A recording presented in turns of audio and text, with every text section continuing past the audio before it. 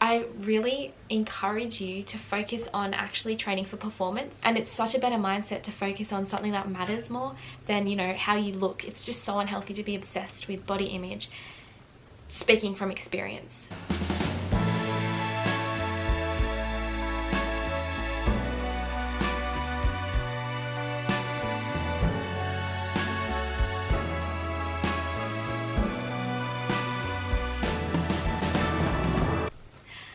Hey guys, so I thought I'd film this intro for this, you know, bit of a showing you an idea of a strength session in the gym. So I've explained that now that I'm back to a program for training, and my aim for my program is to get the speed that I've lost back from losing all my weight and stuff, but basically all the speed that I lost back. And to do that, I have to gain strength and power and speed.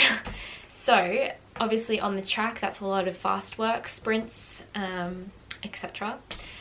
But also like technique and fitness and everything, and endurance. But in the gym, that is a focus on strength and power. So my gym stuff, I've been focusing on trying to lift heavier weights, so gaining strength, but also trying to do powerful movements, because obviously I'm trying to get power back. So by doing those movements, I'm neurally training my body to like get used to fast, powerful movements.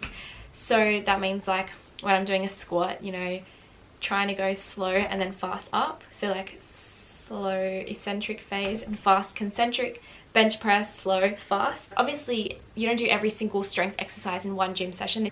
So basically right now I'm just targeting getting stronger and more powerful and explosive.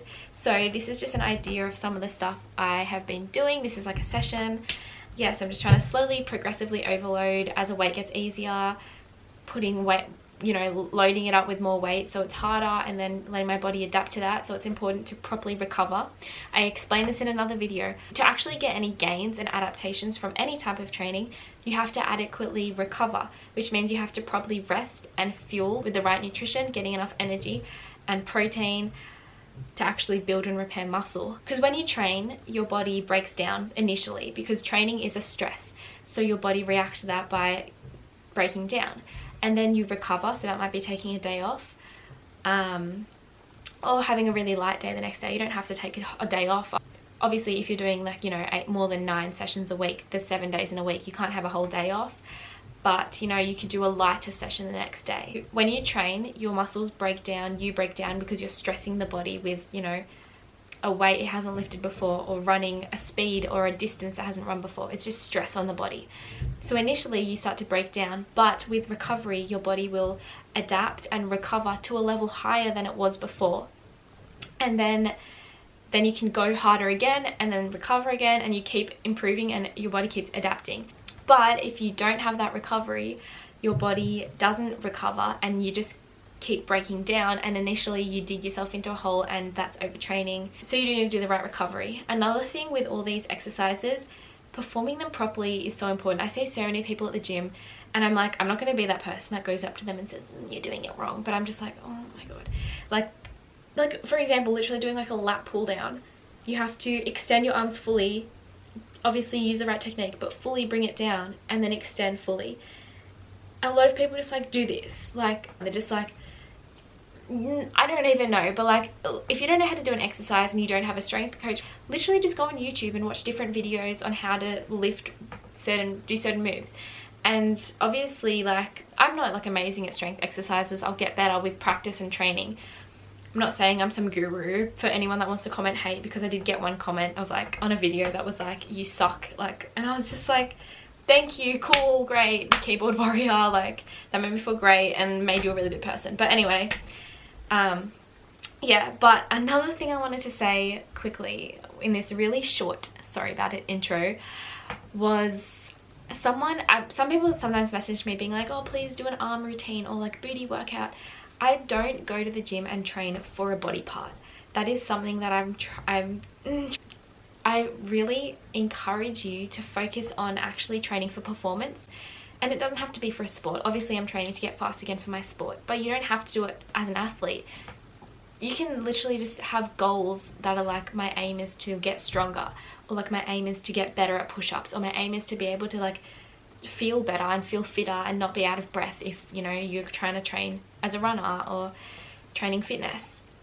Don't focus on your body, like focus on your health. And when someone commented booty routine question mark or do a booty routine, I was just like, I'm training for performance, and obviously to try and get more powerful and fast as a sprinter, that's a lot of posterior chain work. So you will grow your glutes and hammies because they're going to get stronger and they will grow. But I'm not going to the gym focusing on like, you know what, I'm going to go to the gym and do like heaps of squats to get a booty. I'm just trying to focus on my sport. And it's such a better mindset to focus on something that matters more than, you know, how you look. It's just so unhealthy to be obsessed with body image, speaking from experience. So I encourage you to focus on something important. That might be like, you know, I want to deadlift 80 kilos. So go to the gym with a purpose to gain strength.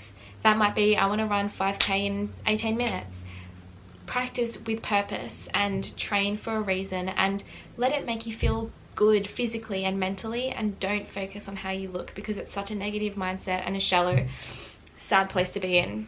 From experience, not saying like, oh my god, you're shallow, because I've been so easily caught up in that mindset, and I still get caught up in it very easily.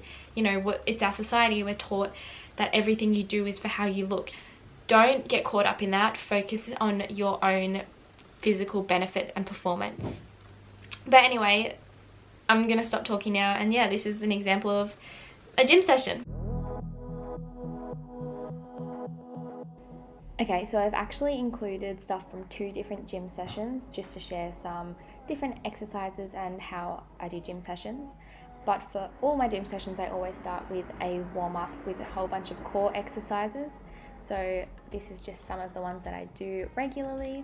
I didn't include a warm-up for both the different sessions because it's pretty similar, so I've just got one of the warm-ups here. So yeah, it starts with a whole heap of core stuff. And these are just some of the core exercises I do often, and I usually do about 30 reps of each.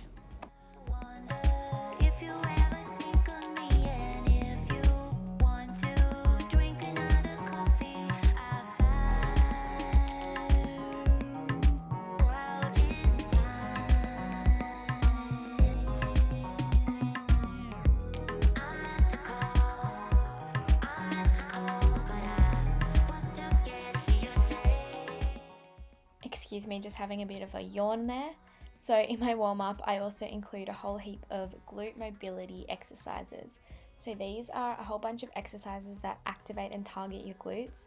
We do a lot at training because, or my coach just recommends that we do a lot because it's rehab focused. So it's all the type of stuff that's going to strengthen up all the small accessory muscles and your glutes and just prevent you from getting injuries, from having imbalances in your body. But it also activates your glutes, so they're fired up because they're going to be the main drivers of most of the exercises that you're doing if you're trying to, you know, strengthen your posterior chain for a sprinter in the gym.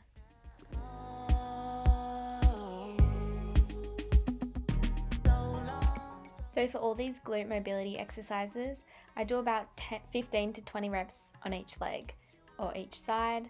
And so after glute mobility, or before, I also include a bunch of stretching in my warm-up, depending on the lifts I'm doing, just to make sure I can do the movements. And then that's the warm-up. It takes like 20 minutes, maybe a bit less, depending on how much I do.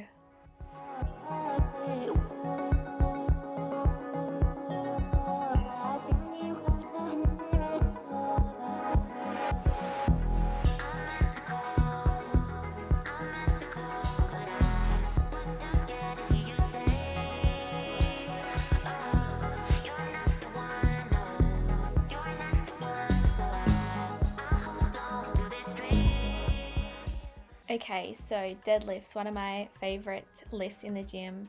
All of these, I am still learning, so I'm not, you know, a technical master at it, so no hate, but I am trying to lift a bit heavy for these because I was just trying to build strength and just get stronger. So I was doing 5 sets of 5 at 65 kilos. I know it's not the strongest, but for me that was pretty heavy. And you know, I'll get there. So split squats are another exercise, trying to build some explosive power. Basically just trying to go down slowly and then explode up. I did 3 sets of 8 on each side with about 30 kilos. Between 30 and 40 kilos.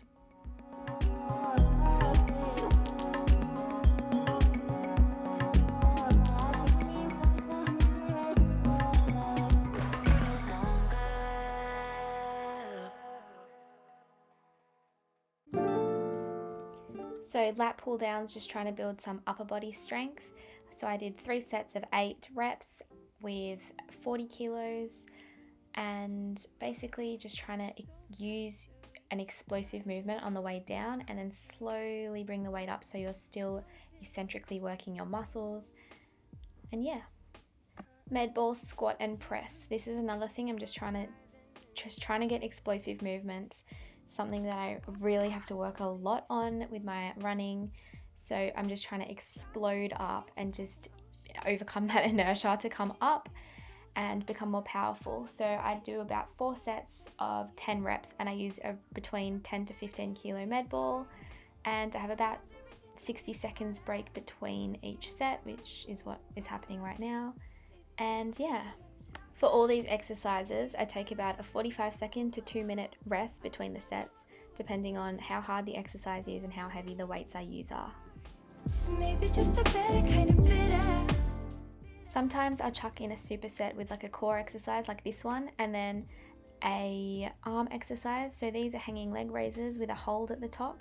So I would do like 10 hanging leg raises and then straight away do 10 shoulder dips, and that's a set, and then do that 3 times, and that's what supersetting is. Please ignore how bad I am at shoulder dips. Like they're poor. Okay, the second gym session with exercises I wanted to share. I really wanted to share this because I filmed these like about a month apart. I've just been so busy with uni I couldn't really edit, and my strength has just really improved from being consistent and fueling. So yeah, I was pretty happy with that. So this first exercise of this session is 3 sets of push-ups like till failure. So the max amount of push-ups I can do until I can't get up again.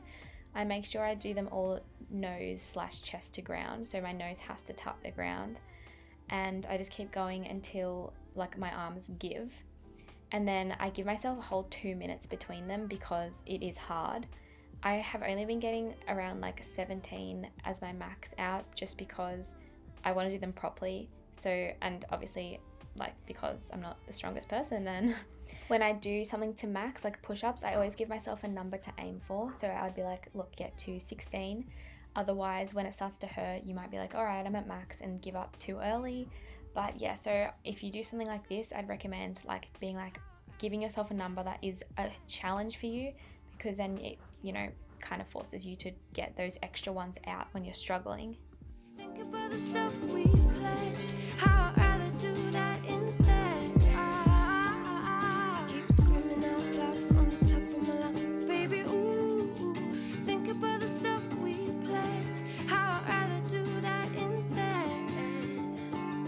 I keep screaming out loud from the top of my lungs, baby.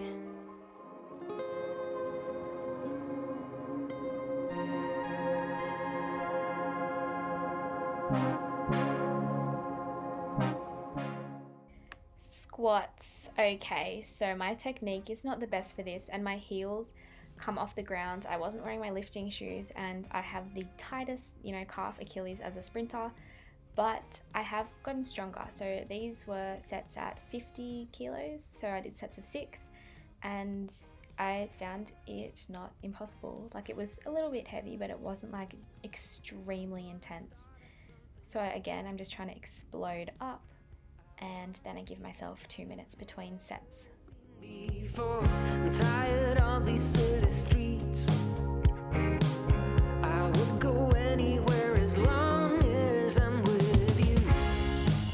You see, you're all I see. I wanna run away with you. Okay, these are box step downs. I'm pretty bad at them, but it's all about switching on your glutes and hammies. Slowly and like controlled going down, and then just lightly tapping the ground or just hovering above the ground and then exploding back up. I used about 20 to 24 kilos altogether, just holding them in my hand. And I realized I usually use a much taller box than what I did. I try my best to keep my mind. Okay, this last thing that I finish with is a circuit. So all the exercises are just continuous. It takes about 5 minutes, and then I have a minute break and then repeat the circuit. So this first exercise is arabesque. So I do 8 arabesques each side. All the exercises in the circuit are just like strength, core, and balance type of work. I don't really care where to, just wanna be alone with you. I wanna run away with you, tell me that you want it too, just wanna be alone with you. And as it's a continuous circuit, have no break and go straight into the next exercise, which is a side plank on each side, just for about 30 seconds each side.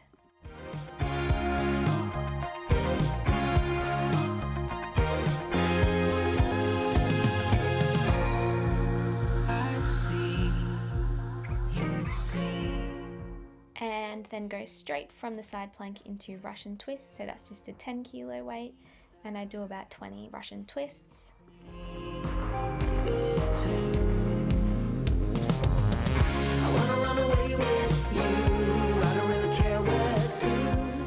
And pick up the other weight and go straight into split squats, another just explosive movement, and I do about 8 each side. Just wanna be alone with you. I wanna run away with you. I don't really care where to. Just wanna be alone with you. I wanna run away with you. Tell me that you want it too. And the last exercise of the circuit is just some negative toe raises to get some calf strengthening. It's kind of a little bit of a rehab type exercise. With all these circuits, it's basically just a whole bunch of like 5 different exercises, and you just continuously do them. So that was one round of the circuit, and then I have a minute break and do it about 1, 2, 3, or 4 more times. So thank you guys so much for watching. I hope you enjoyed the video, and I hope you train with purpose.